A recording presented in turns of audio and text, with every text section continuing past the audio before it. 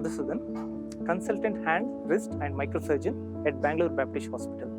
Today, I'll be briefing you about carpal tunnel syndrome, wherein patient complains of pain, numbness and occasionally weakness of the fingers. This occurs when a nerve called median nerve gets compressed or squeezed. At the level of wrist, the median nerve passes through a small tunnel, and when the nerve gets compressed within this tunnel, it will result in what is called carpal tunnel syndrome. This nerve controls the movements of thumb, index and middle fingers, and also gives sensation to these fingers along with a part of ring finger. This condition is mostly idiopathic, which means the exact reason is unknown.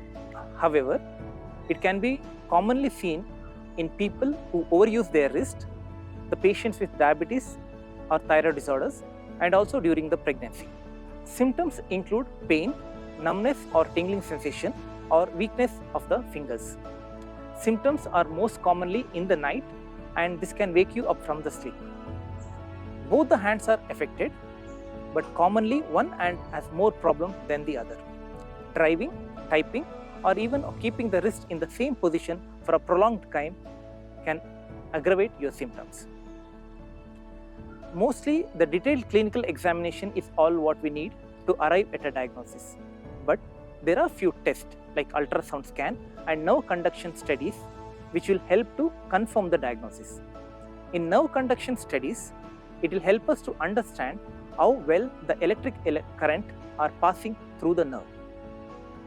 Carpal tunnel syndrome can be managed both surgically and non-surgically.